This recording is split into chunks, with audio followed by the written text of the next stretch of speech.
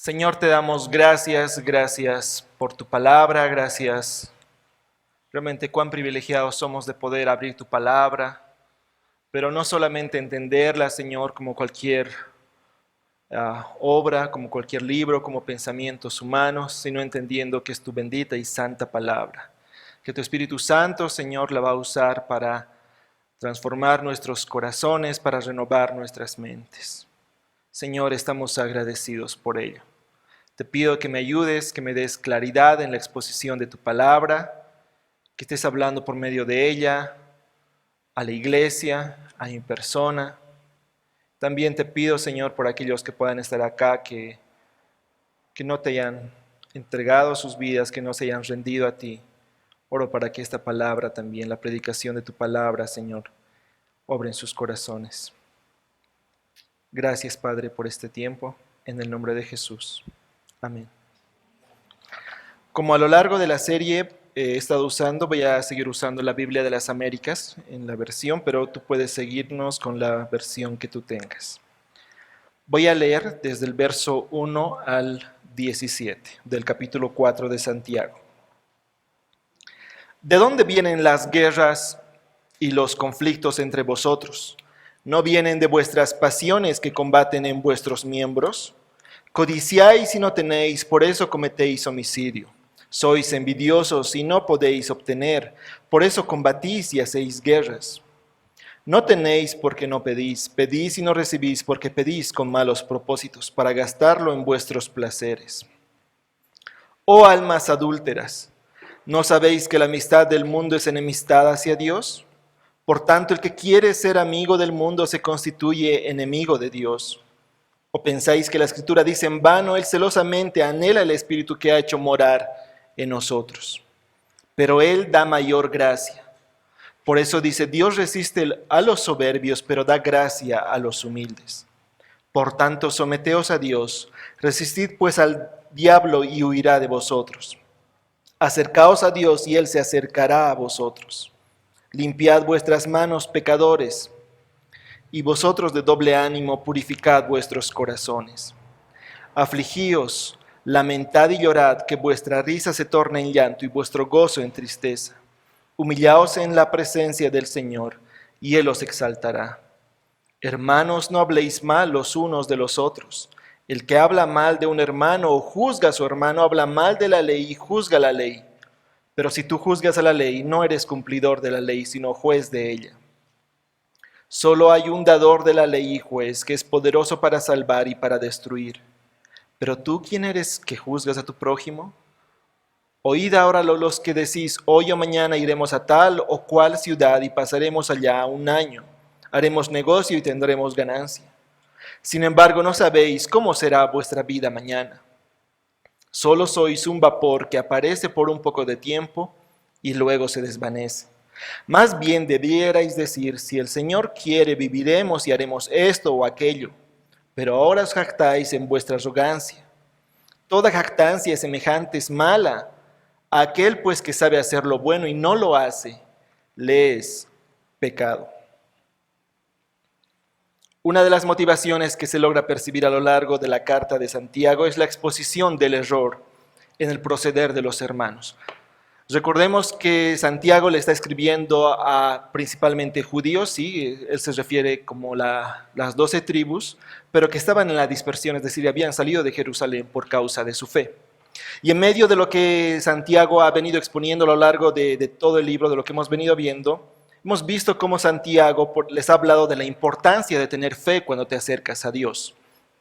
También les ha recordado el carácter santo de Dios al decirles que Dios no tienta a nadie.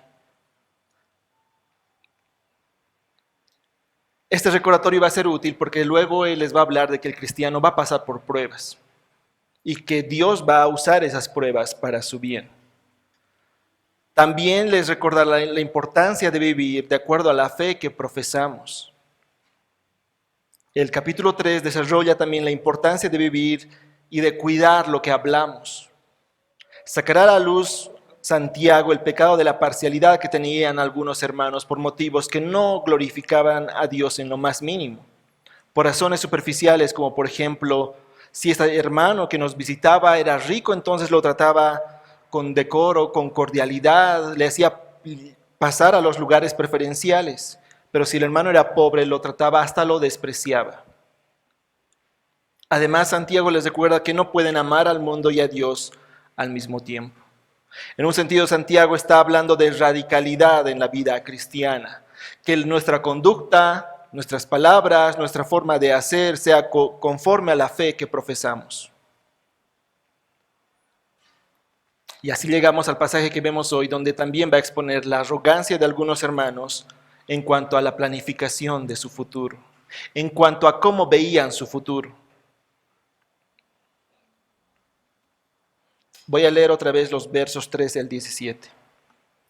Oíd ahora los que decís, hoy o mañana iremos a tal o cual ciudad y pasaremos allá un año, haremos negocio y tendremos ganancia. Sin embargo, no sabéis cómo será vuestra vida mañana. Solo sois un vapor que aparece por un poco de tiempo y luego se desvanece. Más bien deberíais decir, si el Señor quiere, viviremos y haremos esto o aquello.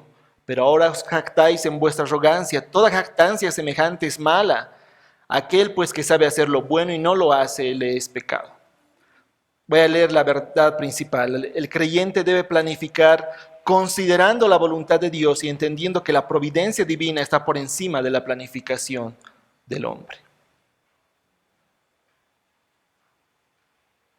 Primer punto, la planificación arrogante no toma en serio la voluntad de Dios. Empiezo diciendo que fácilmente este pasaje puede llegar a tergiversarse y sacar una conclusión errada que soñar o planificar está mal. Conforme vayamos reflexionando en este texto, vamos a ver que eso no es lo que está diciendo Santiago.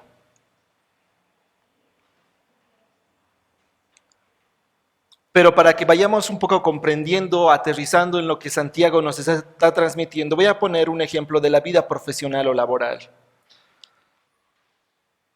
En las ventas, por ejemplo, se ve esto, ¿no? De repente alguien aparece con una nueva técnica de atención al cliente o de venta de un producto y parece que es la clave para lograr hacer buenas ventas, ¿no? Y de repente parece que todos agarran, adoptan esa técnica y es la técnica que se pone de moda y dicen que es la clave y el secreto, ¿no? Y todos la adoptan. Pero lo que funciona bien en su momento, con el tiempo va perdiendo eficacia. Ya no es tan eficaz, ¿sí? Ya no logra los mismos resultados que lograba antes. Hasta que al final, después va a venir otra técnica que va a lograr mejores resultados. Y así permanentemente. ¿Por qué pasa eso? ¿Por qué algo que funcionaba antes, después deja de funcionar, ya no logra los mismos resultados? Porque la vida no es estática, es dinámica. Muchas cosas van pasando, muchas cosas van sucediendo y si bien nosotros podemos intentar pronosticar, estimar, acomodarnos, prepararnos, el futuro para nosotros es incierto.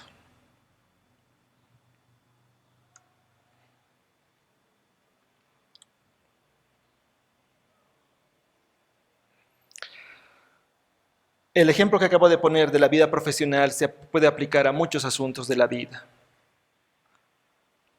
El futuro, especialmente en los detalles, es algo oculto para nosotros. Recuerdo algo que frecuentemente golpea mi mente y que frecuentemente se los digo también a mis hijos, que nosotros no escogemos cuándo vamos a venir a este mundo y nosotros no escogemos cuándo vamos a partir de este mundo. En la Biblia podemos encontrar varios ejemplos de personas que hacen planes a futuro y muchas veces lo hacen estos planes con arrogancia, como si el futuro dependiera de ellos. Vamos a pasar a un pasaje, Daniel capítulo 4. Hoy día vamos a leer varios pasajes, así que en algunos sí les voy a decir que pasen, en algunos los voy a leer solamente yo. A este, por favor, sí pasamos. Daniel capítulo 4, verso 18 en adelante. El libro de Daniel nos va a relatar el deseo que tenía el rey Nabucodonosor de que la gente lo enaltezca.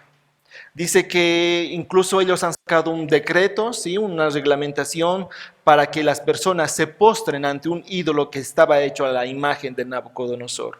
Debían postrarse y adorar. Eso nos está hablando del deseo que él tenía de ser alabado, de ser adorado. En otro sentido, él estaba jugando a ser Dios. Al poco tiempo de que se promulga eso, Nabucodonosor tiene un sueño que lo perturba, ¿no? Y él tenía una corte de sabios a los cuales acudía para que le interpreten este sueño, y no logran interpretar. Finalmente, el único que logra interpretar era Daniel. Vamos a leer este pasaje. Daniel 4, verso 18. Este es el sueño que yo, el rey Nabucodonosor, he tenido. Y tú, Belsasar, es decir, Daniel, dime su interpretación, ya que ninguno de los sabios de mi reino ha podido darme a conocer su interpretación. Pero tú puedes, porque el Espíritu de los dioses está en ti. Entonces Daniel, a quien llamaban Belsasar, se quedó atónito por un momento y le turbaron sus pensamientos. El rey habló y dijo: Belsasar, no dejes que el sueño ni tu interpretación te perturben. Belsasar respondió y dijo: Señor mío, sea el sueño para los que te odian y su interpretación para tus adversarios. El árbol que viste, y haciendo interpretación a sus sueños, que se hizo fuerte y corpulento, cuya copa llegaba hasta el cielo y que era visible en toda la tierra y cuyo follaje era hermoso y su fruto abundante, y en el que había alimento para todos, debajo del cual moraban las bestias del campo y en cuyas ramas anidaban las aves del cielo, ese eres tú, oh rey, que te has hecho grande y fuerte, y tu grandeza ha crecido y ha llegado hasta el cielo, y tu dominio hasta los confines de la tierra. Y en cuanto al vigilante, al santo que el rey vio, que descendió del cielo y decía: derribad el árbol y destruidlo, pero dejad el tocón con sus raíces en la tierra, con ataduras de hierro y bronce en la hierba del campo, y que se empape con el rocío del cielo y que comparta con las bestias del campo, hasta que pasen sobre él 7 tiempos. Esta es la interpretación, oh rey, y ese es el decreto del Altísimo que ha venido sobre ti, sobre mi señor el rey. Serás echado entre los hombres y tu morada estará con las bestias del campo y te darán hierba para comer como el ganado. Y serás empapado con el rocío del cielo y 7 tiempos pasarán sobre ti hasta que reconozcas que el Altísimo domina sobre el reino de los hombres y que le da a quien le place. Y en cuanto al orden de dejar el tocón con las raíces del árbol, tu reino te será afirmado después que reconozcas que es el cielo el que gobierna.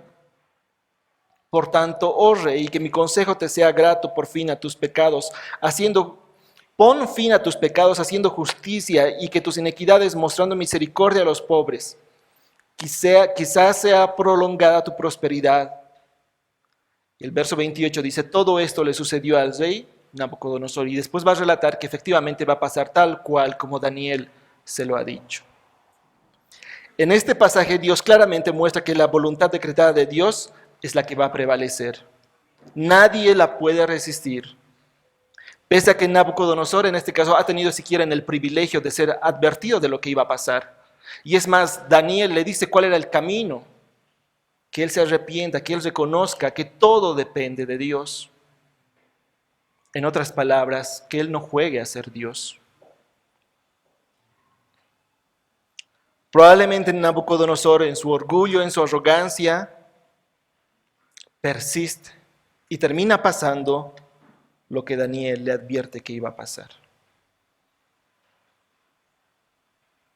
Este caso, que lo vemos muy claro acá en esta historia que acabamos de leer, se ha vivido una y otra vez a lo largo de la historia. En la Biblia podemos encontrar varios ejemplos al respecto. Podemos pensar, por ejemplo, en Faraón, que se resiste a dejar ir al pueblo de Israel, pese a que le dicen que la voluntad de Dios era que libere al pueblo de Israel.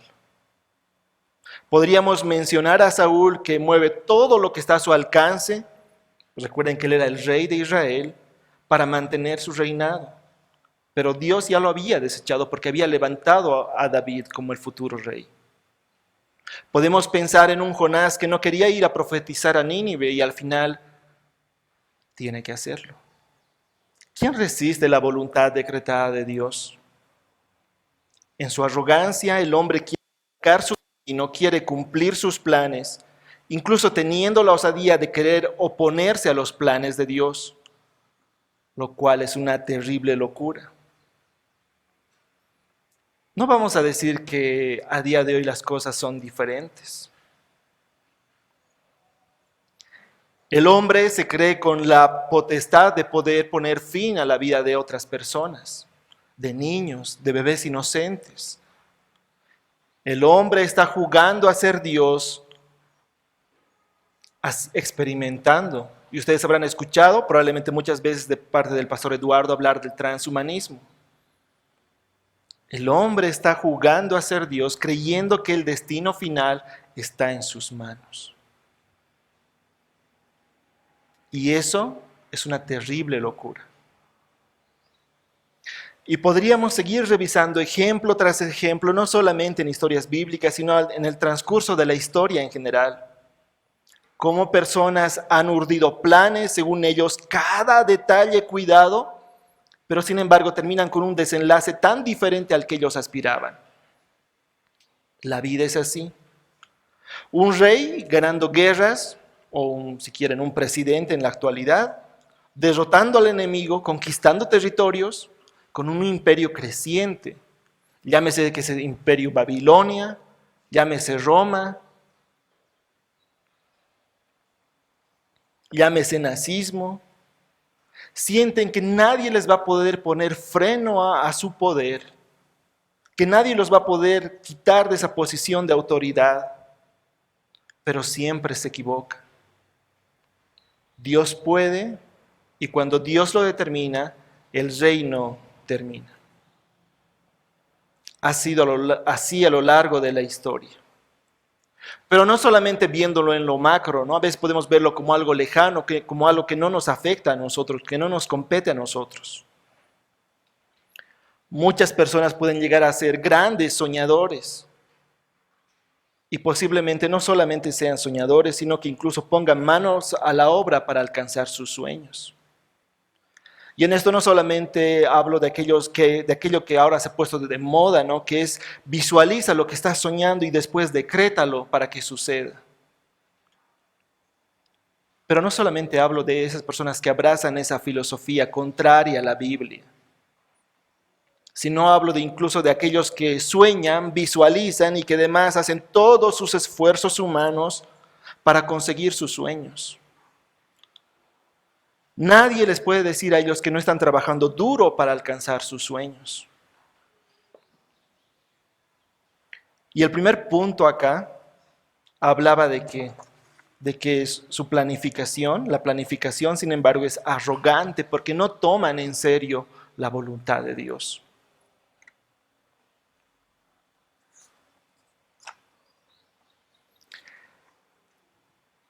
Dios a lo largo de toda la Biblia una y otra vez nos recuerda que el futuro para el ser humano, para el hombre, es una incógnita.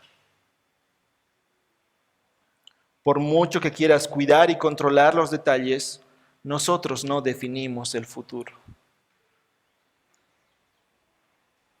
En la Biblia Dios nos recuerda eso una y otra vez, pero a la vez también nos recuerda que una y otra vez que Él sí. Lucas capítulo 12, acompáñame con sus Biblias, Lucas capítulo 12.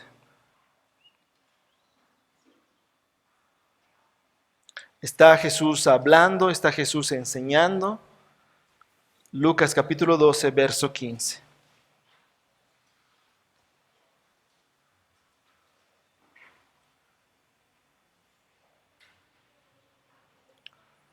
Lucas 12:15. Y les dijo, estad atentos y guardaos de toda forma de avaricia, porque aun cuando alguien tenga abundancia de vida, abundancia, su vida no consiste en sus bienes.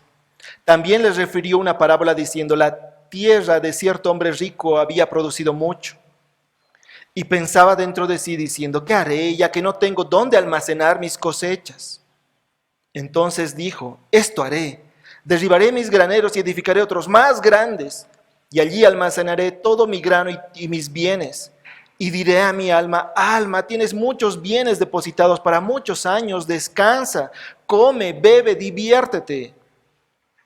Pero Dios le dijo, necio, esta misma noche te reclaman el alma y ahora, ¿para quién será lo que has provisto? Así es el que acumula tesoro para sí y no es rico para con Dios. Dios claramente rechaza una conducta arrogante del hombre que cree controlar su futuro. Nuestra vida en todos los aspectos depende de Yahvé Dios, no de nosotros. Isaías 56:9, tal vez puedes apuntarlo, si es que no alcanzas a pasar a ese pasaje. Isaías 56:9. Bestias todos del campo, venid a comer, bestias todas del bosque. Sus centinelas son ciegos, ninguno sabe nada. Todos son perros mudos que no pueden ladrar, soñadores acostados, amigos de dormir. Y los perros son voraces, no se sacian. Y ellos son pastores que no saben entender. Todos se han apartado por su camino, cada cual hasta el último busca su propia ganancia.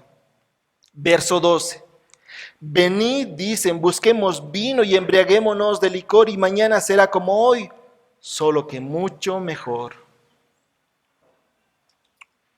Otra vez, el pensamiento arrogante del hombre. Pensamiento arrogante, ¿por qué? Porque cree tener el control sobre algo que realmente no tiene control.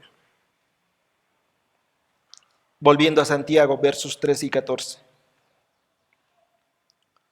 Oíd ahora los que decís, hoy o mañana iremos a tal o cual ciudad y pasaremos allá un año, haremos negocio y tendremos ganancia. Sin embargo, no sabéis cómo será vuestra vida mañana. Solo sois un vapor que aparece por un poco de tiempo y luego se desvanece. Como ya lo habíamos repetido antes, Santiago hace muchas referencias, por ejemplo, a Pedro, ¿no? Pero también al Antiguo Testamento, especialmente a Proverbios. Cuando dice, no sabéis cómo será vuestra vida mañana, estás referenciando a Proverbios 27:1. No te jactes del día de mañana porque no sabes qué traerá el día. No lo sabemos, no hagamos como que lo sabemos. Ahora, esta actitud de creer que controlas el futuro, de creer que todas las cosas van a salir como las piensas, como las sueñas, como las deseas, como estás poniendo de tu parte para que sean, es comprensible de quien no es creyente. Pero para el creyente específicamente, porque recordemos que esta carta está dirigida a creyentes, el creyente también debe de cuidarse de tener una actitud arrogante con respecto al futuro. El versículo 13 de Santiago, cuando dice, hoy o mañana iremos a tal o cual ciudad, claramente, intencionalmente Santiago no está mencionando las ciudades. ¿Por qué? Porque está poniendo un ejemplo hipotético. Ahora, quiero que piensen en algo. ¿Cómo son conocidos los judíos en la actualidad? Los judíos en la actualidad generalmente son conocidos, reconocidos, hay chistes y todo sobre eso, son conocidos como personas que son, ¿qué? Comerciantes, que son muy hábiles para el negocio, que se mueven, que se mudan incluso por los países para hacer negocios.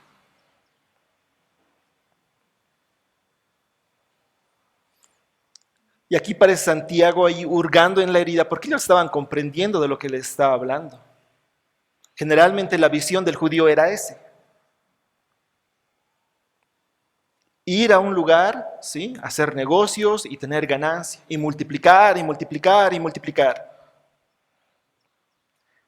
Y este ejemplo está tocando directamente al pueblo judío. Verso 14. Luego no sabéis cómo será vuestra vida mañana. Solo sois un vapor que aparece por un poco de tiempo y luego se desvanece. Ya en el Antiguo Testamento, en los Salmos, también se transmite la misma idea. Pasamos al Salmo 39, por favor. Salmo 39, versos 5 y 6. Si pueden, en otro momento después de esta reunión, ustedes pueden, y les animo, ¿no?, a que puedan leer este salmo completo. No es un salmo largo. Y es interesante, seguramente en sus Biblias va a tener un título, este salmo como Vanidad de la vida, o Cuánta es la medida de mis días, o algo semejante. Salmo 39, versos 5 y 6. He aquí, tú has hecho mis días muy breves, y mi existencia es como nada delante de ti. Ciertamente todo hombre, aún en la plenitud de su vigor, es solo un soplo. Sí, como una sombra anda el hombre, ciertamente en vano se afana, acumula riquezas y no sabe quién las recogerá. Y es interesante porque pese a que acá vean hace cuánto tiempo se ha escrito esto, y sin embargo la mayoría de las personas andan en pos de esto. Piensan que el sentido de la vida es esto. Salmo 144, verso 4. Pueden anotarlo. El hombre es semejante a un soplo. Sus días son como una sombra que pasa. Otra vez la idea de la brevedad. En este caso está colocándolo semejante a un soplo. Primera de Pedro 1:24. Porque toda carne es como la hierba y toda su gloria como la flor de la hierba. Sécase la hierba, seca la flor. En cada uno de estos pasajes, ¿a qué está apuntando? A la brevedad, a algo corto de duración. Job capítulo 7, versos 6 y 7. Y si te puedes anotar eso, por favor. Job capítulo 7, versos 6 y 7. Mis días pasan más veloces que la lanzadera y llegan a su fin sin esperanza. Recuerdo, Dios, que mi vida es un soplo, mis ojos no volverán a ver el bien. La verdad, las veces que yo leía este pasaje pasaba de largo y obviamente en mi caso era porque no sabía lo que era una lanzadera. Para aclarar este pasaje, está comparando la vida con la lanzadera del tejedor, que es un instrumento para tejer. Y no sé si alguno ha tejido o ha cosido, la idea es hacerlo con rapidez. Entonces, este instrumento se mueve con mucha rapidez.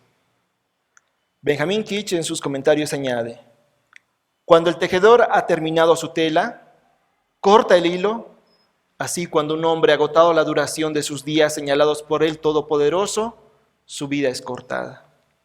Aún las cosas más veloces y rápidas no pueden compararse con la rapidez con la que pasan los días de la vida y lo veloz que ésta llega a su fin.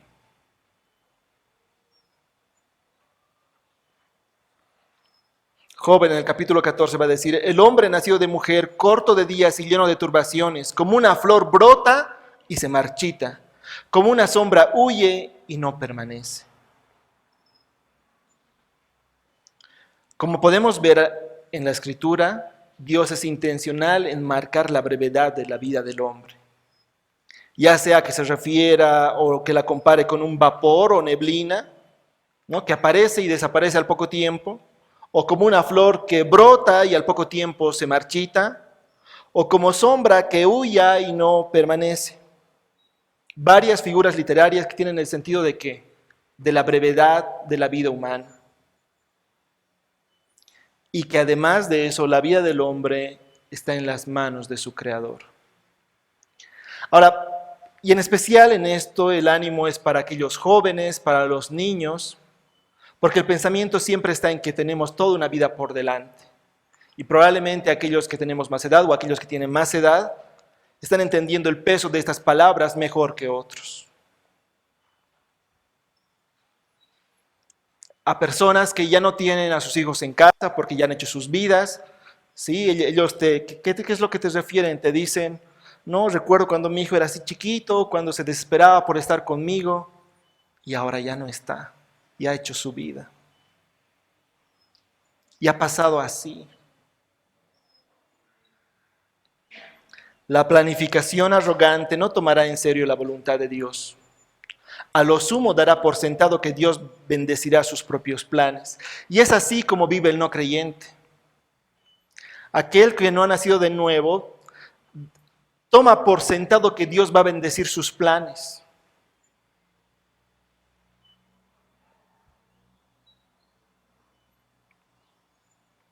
Incluso toma por sentado que Dios debe bendecir sus planes. Pero como decía antes, este mensaje no solamente es para aquel que no conoce al Señor, sino también para sus hijos. Porque a veces los creyentes también podemos creer que Dios está en la obligación de bendecir nuestros sueños, nuestros planes, nuestros deseos. Punto 2. La planificación piadosa se somete a la voluntad de Dios. A nosotros los creyentes no nos compete conocer la voluntad secreta de Dios. Estoy hablando de sus decretos.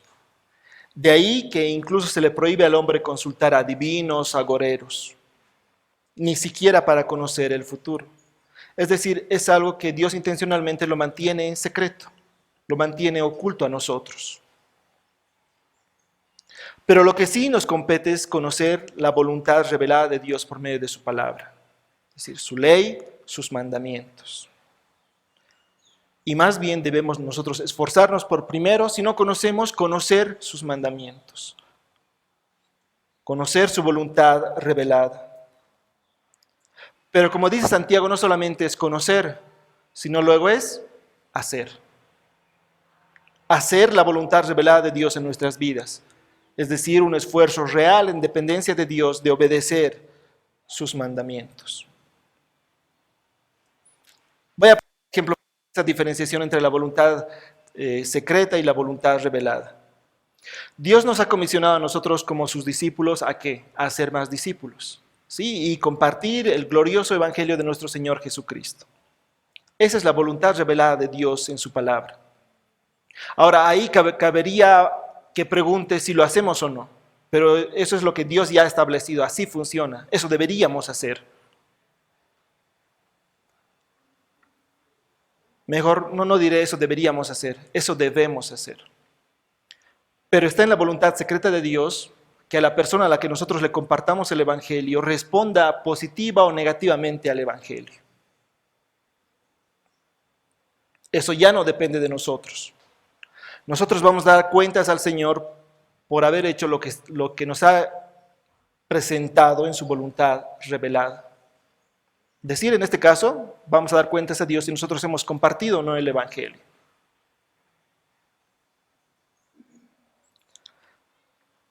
Ahora, la voluntad secreta de Dios se va a cumplir sí o sí. No hay nada que se escape a los planes de Dios. La voluntad secreta de Dios se va a cumplir sí o sí, sea que creamos en eso o no, sea que queramos que suceda o no. Si no, veamos lo que antes hemos visto, Nabucodonosor, Faraón, Jonás. En cuanto al futuro, el creyente debe partir de conocer la voluntad revelada de Dios y esforzarse por hacer la voluntad revelada de Dios. Todo esto según el orden de prioridades que Dios ha establecido en su palabra. Otro ejemplo, es la voluntad revelada de Dios que el esposo ame a su esposa como Cristo amó a la iglesia. El esposo debe partir de esa revelación para tomar decisiones, para priorizar, para organizar su vida. Y así podríamos pensar en otras aplicaciones, en otros mandamientos, para hijos, para trabajadores, para padres. Verso 15, Santiago 4. Más bien debería es decir, si el Señor quiere, viviremos y haremos esto o aquello.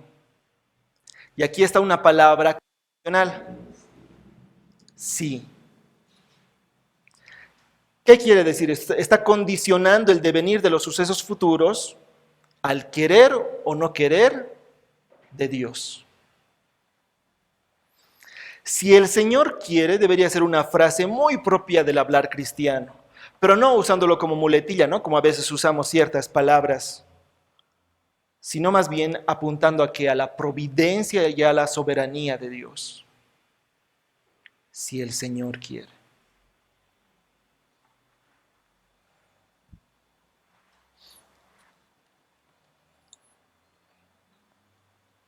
Vamos a encontrar expresiones semejantes en personas piadosas que entendían quién era el soberano. David está huyendo de Absalón, su hijo, ¿sí? Y en eso le dice a Sadoc, haz volver el arca de Dios a la ciudad, que si hallo gracia ante los ojos de Yahvé, me hará volver y me mostrará tanto el arca como su morada. Pero si él, refiriéndose a Dios, dijera así, no me complazco en ti, Mira, aquí estoy, que haga conmigo lo que bien le parezca. Proverbios 19:21. Muchos son los planes en el corazón del hombre, mas el consejo de Yahvé permanecerá. Lamentaciones 3:37. ¿Quién es aquel que habla y así sucede, a menos que el Señor lo haya ordenado? ¿No salen de la boca del Altísimo tanto el mal como el bien? ¿Por qué ha de quejarse el ser viviente? Sea valiente frente a sus pecados. Examinemos nuestros caminos y escudriñémoslos y volvamos a Yahvé. Entonces aquel que es temeroso de Dios está considerando realmente la voluntad de Dios.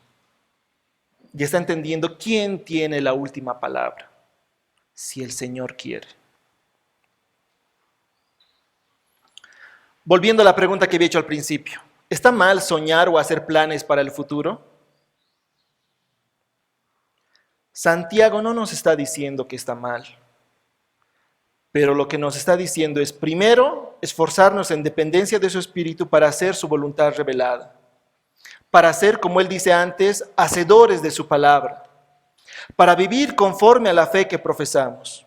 Y con esa voluntad clara, aún así va a haber un futuro incierto para nosotros, porque los creyentes no podemos decir que nosotros conocemos el futuro. Me refiero a los detalles.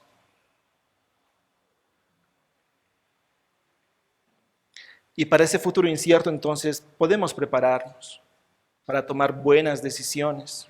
Podemos planear, pero estos planes no tienen que ser arrogantes. No debemos tomar por default que Dios debe bendecir nuestros planes, sino más bien debemos considerar seriamente la voluntad de Dios en lo que podamos conocer y en lo que desconozcamos, entender que en última instancia todo está en manos del Dios soberano. Ahora, probablemente para algunos esto les suene algo negativo, pero bueno, la intencionalidad acá de Santiago sí es una exhortación, pero sí es para animar. Que Dios es soberano debería animar nuestros corazones. ¿Qué implicaciones tiene esto? Vamos a Hechos capítulo 18. Sabemos que en Hechos se está relatando la iglesia primitiva, ¿no? El desarrollo de la iglesia primitiva, los viajes misioneros de Pablo. Hechos capítulo 18, verso 18. Y Pablo, después de quedarse muchos días más, se despidió de los hermanos y se embarcó hacia Siria. Y con él iban Priscila y Aquila, y en Crea se hizo cortar el cabello porque tenía hecho un voto. Llegaron a Éfeso y los dejó allí, y entrando él en la sinagoga discutía con los judíos. Cuando le rogaron que se quedara más tiempo, no consintió, sino que se despidió de ellos diciendo, volveré a vosotros otra vez, si Dios quiere. Y zarpó de Éfeso. Ahora sabemos la conexión que tenía Pablo con Éfeso, ¿no? Hay una carta que le escribe a esta iglesia. Pregunto, ¿los viajes de Pablo eran completamente improvisados? Es decir, Pablo y sus acompañantes eran como una especie de hippies errantes que se movían según ellos sentían. Claramente la respuesta es no. Pero ellos tampoco eran inflexibles intentando cumplir a rajatabla la agenda que ellos humanamente habían organizado, que ellos humanamente habían planificado. Desde el principio y durante sus viajes buscaban al Señor y eran sensibles al Espíritu Santo. Vamos un poquito más antes, Hechos capítulo 16, verso 6. Pasaron por la región de Frigia y Galacia, habiendo sido impedidos por el Espíritu Santo de hablar la palabra en Asia. Verso 7. Y cuando llegaron a Misia, intentaron ir a Bitinia, pero el Espíritu de Jesús no se lo permitió.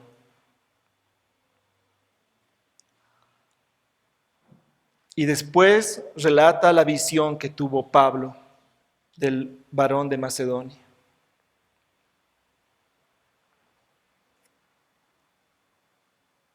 Entonces, ¿para el creyente está mal que planifique? No, pero debe considerar seriamente la voluntad de Dios en esto. Ahora, ¿cuál era la mayor preocupación de los misioneros? En este caso de Pablo y sus acompañantes.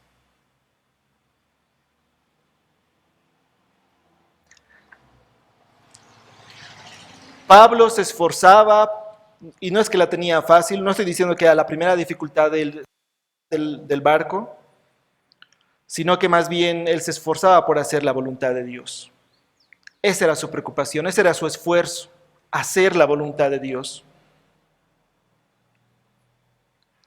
Ahora cabe preguntar, hacer una pregunta incómoda tal vez. ¿Las motivaciones de Pablo y sus acompañantes son semejantes a las nuestras? Es decir, cada día nos levantamos y decimos, bien Señor, ¿qué quieres que este día haga? ¿Cuál es tu voluntad para mí? Se van a dar cuenta cómo en los detalles, cómo en cómo nos organizamos, cómo en lo que hacemos, en lo que pensamos, muchas veces dejamos de lado de una manera práctica el considerar la voluntad de Dios en nuestras vidas.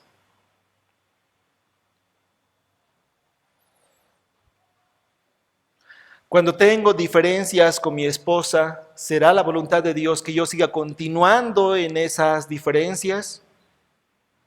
¿Que yo siga metiéndole más leña al fuego? ¿Esa será la voluntad de Dios?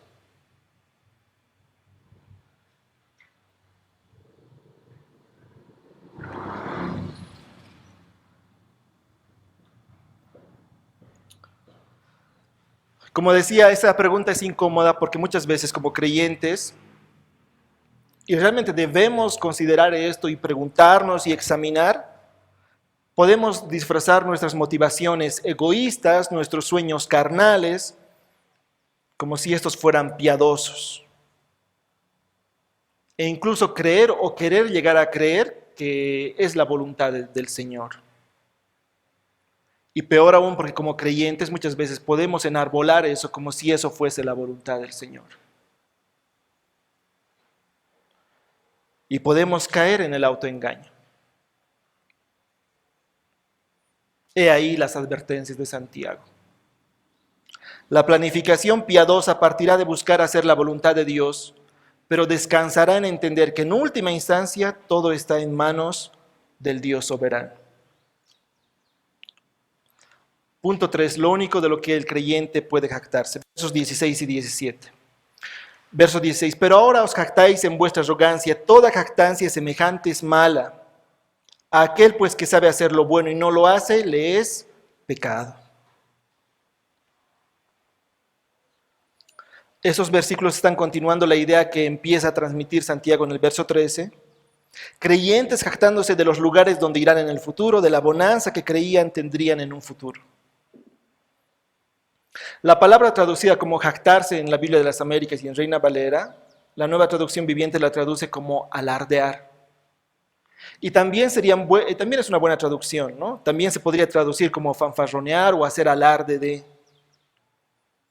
Y es interesante porque es la misma palabra que en otros pasajes de la Biblia se traduce como gloriarse. Pero entendiendo en el contexto que dice, pero ahora os jactáis en vuestra arrogancia, o si quieren, pero ahora os glorían en vuestra arrogancia. Entonces, ¿de qué está hablando? De vanagloriarse. De gloriarse por cosas vanas. El creyente debería caracterizarse por fanfarronear, por hacer alarde de algo. Por supuesto que no.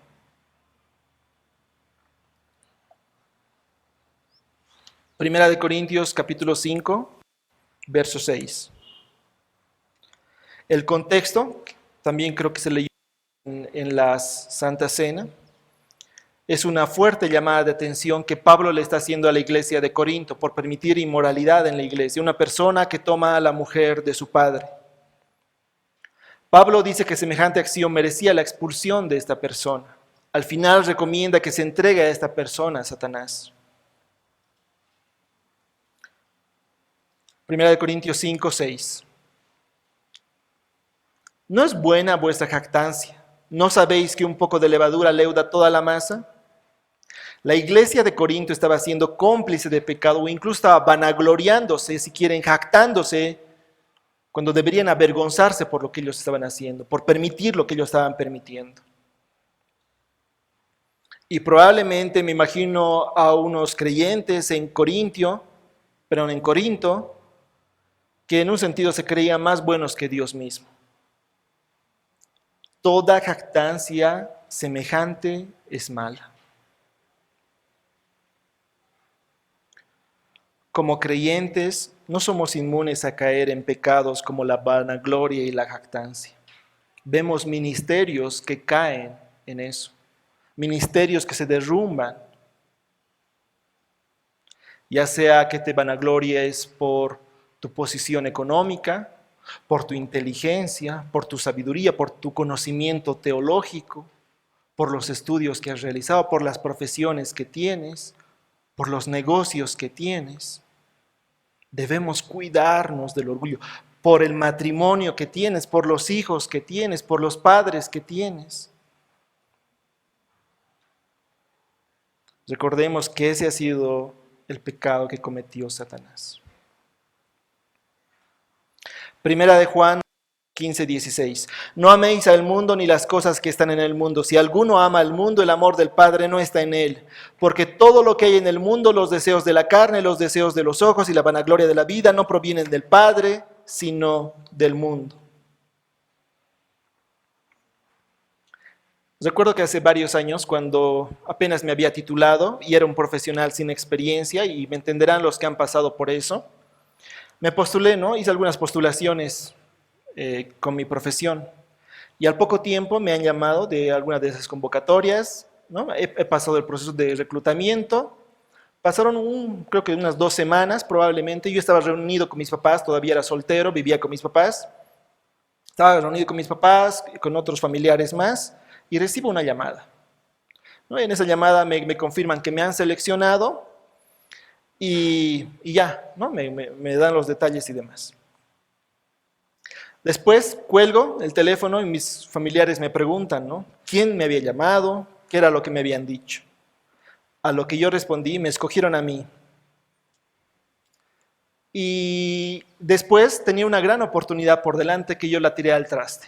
Porque les dije, ven, a los hijos de Dios, cómo las cosas nos han pasado sin mucho esfuerzo. Quiero marcar lo siguiente, para ese entonces mi papá no era creyente.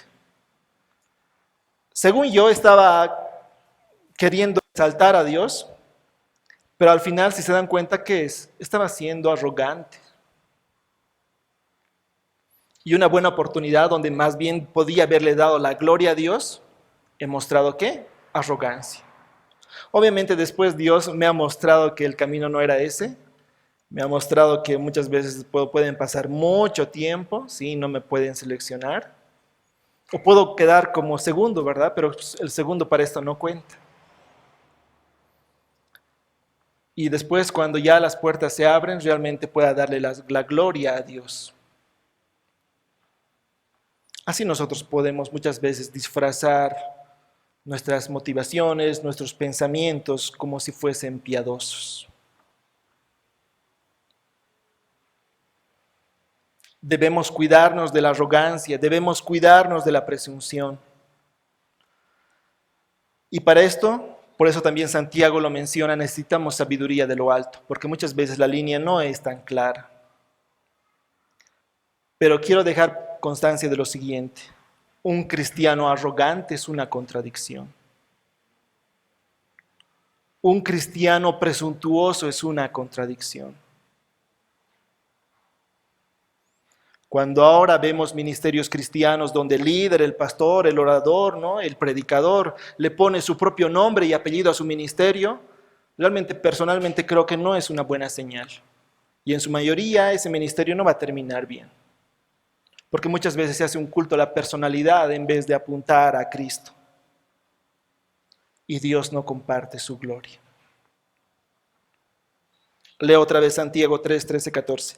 ¿Quién es sabio y entendido entre vosotros que muestre por su buena conducta sus obras en mansedumbre de sabiduría? Pero si tenéis celos amargos y ambición personal en vuestro corazón, no seáis arrogantes y así mintáis contra la verdad. Otra vez esto, ¿de qué está hablando? ¿A quién se le está hablando? A creyentes.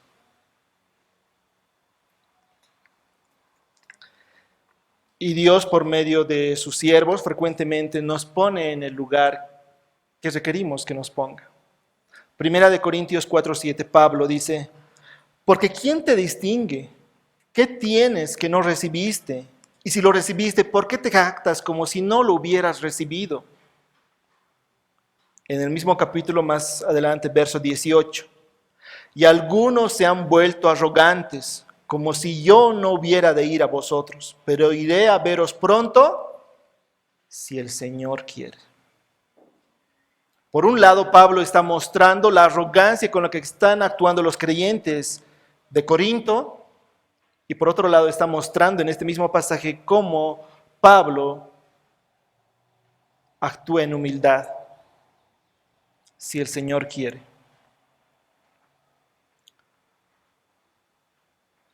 Jeremías 9, 23, 24. Y creo que esta debería ser una premisa a la que siempre deberíamos volver como creyentes. Jeremías 9, 23, 24. Así dice Yahvé, no se gloríe el sabio de su sabiduría, ni se gloríe el poderoso de su poder, ni el rico se gloríe de su riqueza. Mas el que se gloríe, gloríese de esto, de que me entiende y me conoce. Pues yo soy Yahvé, que hago misericordia, derecho y justicia en la tierra. Porque en estas cosas me complazco, declara Yahvé.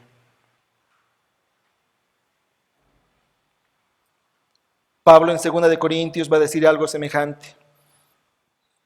Porque no nos predicamos a nosotros mismos, sino a Cristo Jesús como Señor y a nosotros como siervos vuestros por amor de Jesús.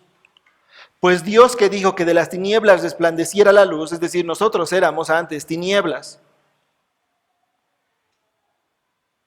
es el que ha resplandecido en nuestros corazones para iluminación del conocimiento de la gloria de Dios en la faz de Cristo. ¿El cristiano tiene algo de qué gloriarse? Sí, Cristo. Nada más que Cristo.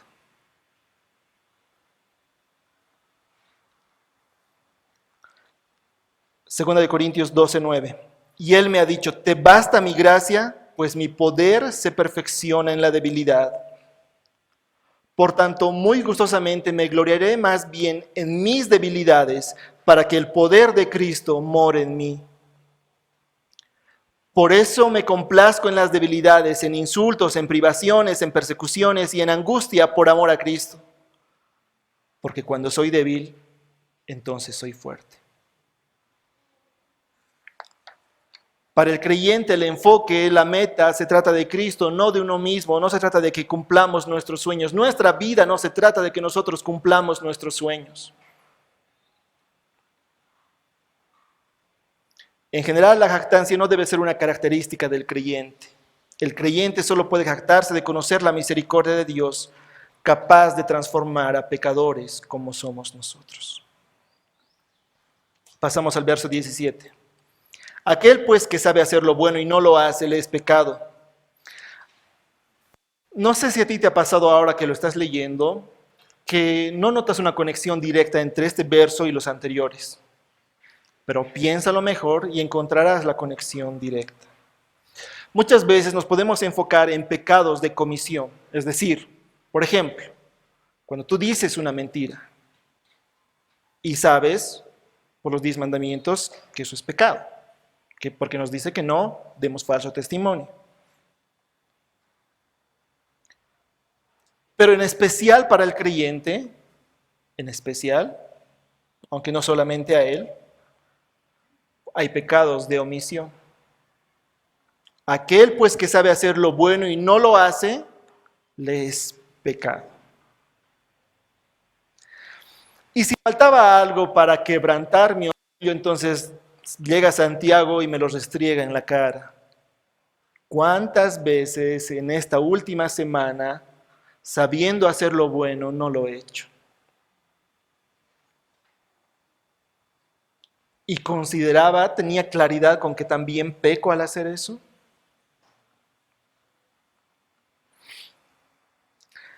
Ahora hay una responsabilidad mayor, conforme a la gracia que tenemos de que Dios nos permite conocer más de su palabra, también más nos va a ser demandado. Santiago ya lo dice antes en Santiago 3.1, hermanos míos, no os hagáis maestros muchos de vosotros, sabiendo que recibiremos un juicio más severo. Si tenemos un mayor conocimiento de Dios, debe verse reflejado en nuestros pensamientos, en nuestras actitudes, en nuestras acciones, en nuestra negación de nosotros mismos, en pos de amar a Dios por encima de todo y amar a nuestro prójimo como me amo a mí mismo.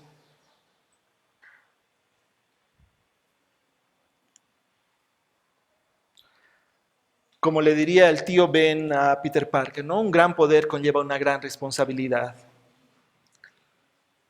Un mayor conocimiento implica mayor responsabilidad. Jóvenes, niños, tienen el privilegio de ser expuestos a la palabra desde su temprana edad. También tienen mayor responsabilidad.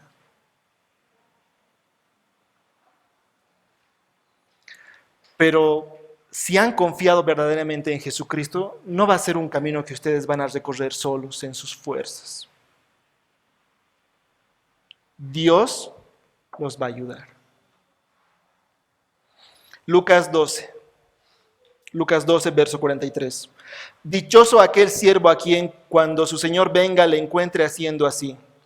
De verdad os digo que lo pondré sobre todos sus bienes. Pero si aquel siervo dice en su corazón, mi señor tardará en venir, y empieza a golpear a los criados y a las criadas, y a comer y a beber y a embriagarse, el señor de aquel siervo llegará un día, cuando él no lo espera, y a una hora que no sabe, y lo azotará severamente, y le asignará un lugar con los incrédulos. Verso 47, Marco, anótalo. Y aquel siervo que sabía la voluntad de su señor y que no se preparó ni obró conforme a su voluntad, recibirá muchos azotes.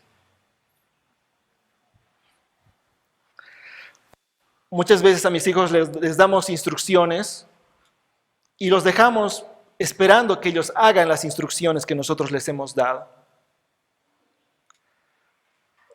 De repente volvemos cuando ellos no lo esperan y ellos estaban jugando y no habían hecho la instrucción que nosotros les habíamos dado.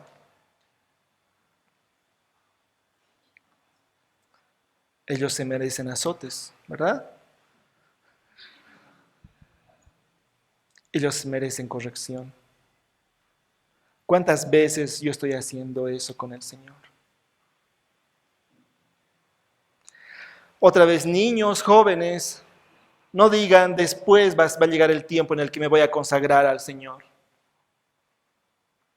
Que empiece desde ahora.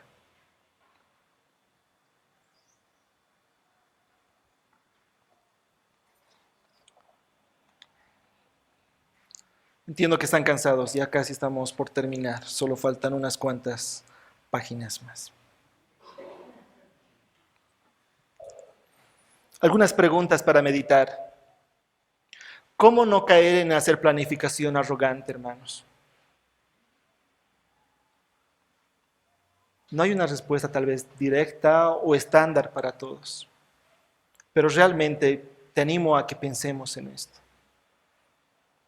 ¿Cuál es el equilibrio? Aunque creo que tal vez no es buena esa palabra, mejor el punto bíblico entre descansar en la providencia de Dios y la prepotencia de creer que nuestro futuro está en nuestras manos. ¿Cuál es ese punto bíblico en el que nosotros debemos movernos? ¿Las decisiones y planes que hago son considerando seriamente cuál es la voluntad de Dios? ¿Conforme a las prioridades que Dios ya ha establecido?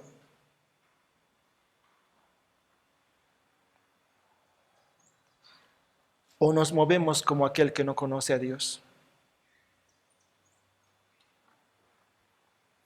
Pluy dice, Planificar forma parte de la esencia de un hombre responsable. Un proyecto atrae, inspira, proporciona resortes y horizontes. A pesar del margen de riesgo imprevisto, el hombre continúa haciendo planes. Y eso es bueno. Pero el sentido de responsabilidad tiene que ir acompañado del sentido de dependencia. Saberse dependiente de la planificación de Dios no trastorna nuestra planificación. Al contrario, la profundiza. Nuestra dependencia de Dios sí da al traste con la seguridad que tenemos en nosotros mismos. Y con la fanfarronería de haremos esto, haremos este otro. Podemos ser negligentes en la planificación en varios sentidos. Somos negligentes cuando no planificamos. Y probablemente incluso podemos manejar un argumento como decir, es que me dejo guiar por el Espíritu. Pero también somos negligentes cuando planificamos sin considerar seriamente la voluntad de Dios. Y probablemente aquí están los no creyentes, en este punto. Bueno, por definición, los no creyentes están en ese punto. Pero no solamente los no creyentes. ¿Consideramos seriamente la voluntad de Dios? ¿O ha terminado a llegar a ser como buenos consejos de vida, buenos valores, ideales, pero no son prácticos para mi vida, no se ajustan a mi situación? ¿O tengo la arrogancia de decir que el Señor espere después? Ahora vivo para mí y después ya me voy a poner a cuentas con Dios. Probablemente eso funciona en las películas.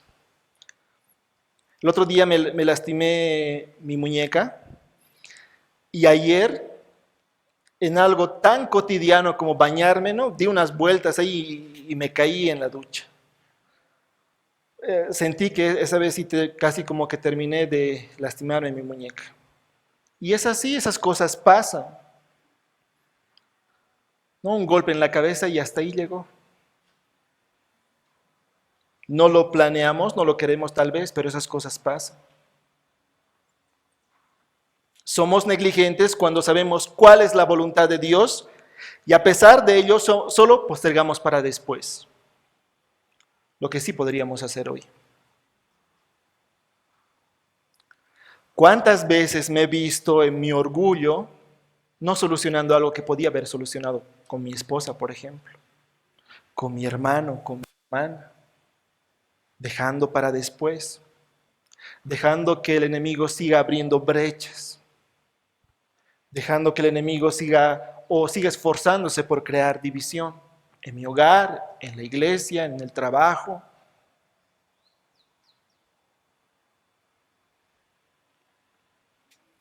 El creyente debe planificar considerando la voluntad de Dios y entendiendo que la providencia divina está por encima de la planificación del hombre. Que este versículo que voy a leer realmente sea nuestra oración. Salmo 90, verso 12. Enséñanos a contar de tal modo nuestros días que traigamos al corazón sabiduría. Enséñanos a contar de tal modo nuestros días que traigamos al corazón sabiduría. Sé que generalmente no pensamos en la muerte, aunque probablemente los creyentes hablamos más de esto que los no creyentes. Pero es algo inevitable. Producto de lo que pasó con Adán, todos vamos a pasar por la primera muerte. Pero la esperanza para el creyente es que allí no acaba todo. Hay más. Como vimos el día de hoy, la vida antes de la primera muerte es como el humo. Pero fuimos diseñados para la eternidad. Si tú no has confiado verdaderamente en Cristo, te animo. Con seguridad estás en el primer punto, haciendo planificación arrogante y queriendo que Dios bendiga esos planes. El ánimo es que te vuelvas de esa vida egoísta, que te arrepientas por tu maldad y que confíes en Jesucristo. Que consideres seriamente la voluntad de Dios.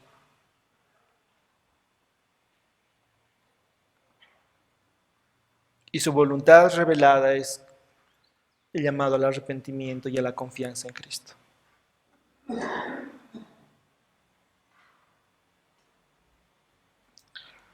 Todos vamos a pasar por esta primera muerte, pero ahí no termina todo. Hemos sido diseñados para la eternidad. Y si tú has confiado verdaderamente en Cristo, tu futuro en ese sentido está asegurado.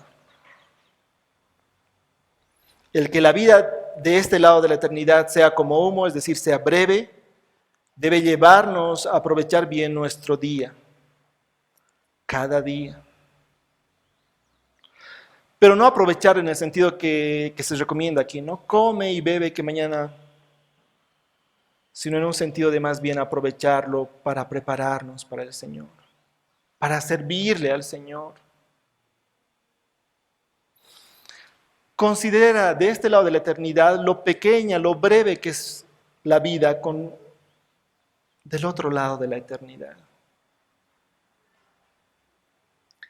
Y a veces nos vamos a encontrar que nos estamos afanando, que hemos hecho más de nuestra vida un sentido de buscar lo pasajero, lo efímero, lo que no tiene valor, lo que no nos vamos a llevar a la eternidad. Joven, no te vas a llevar tus videojuegos a la eternidad. Nosotros, adultos, no nos vamos a llevar nuestra profesión, nuestro oficio a la eternidad.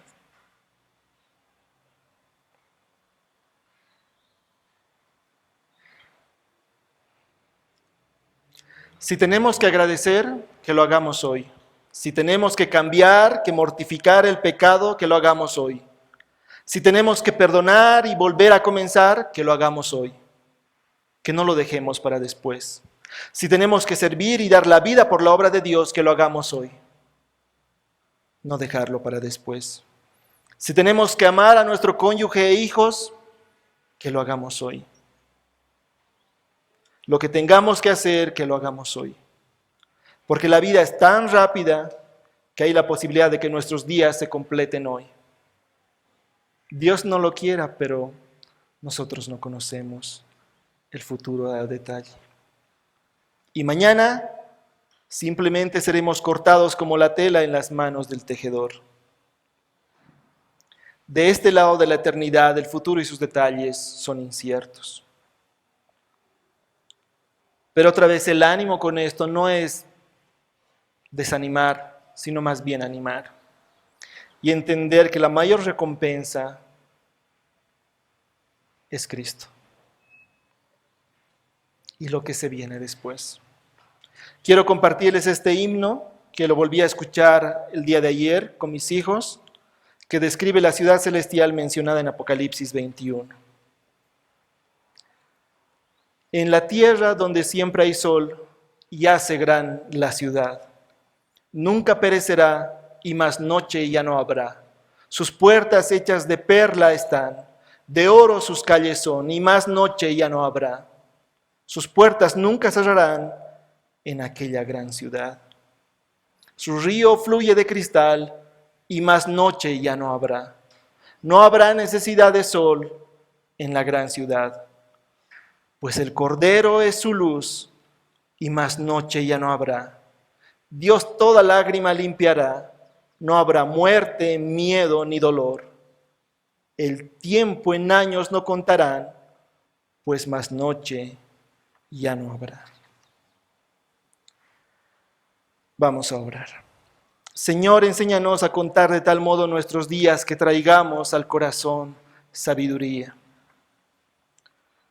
Señor, ayúdanos a esforzarnos por cada vez conocer más tu voluntad revelada en tu palabra.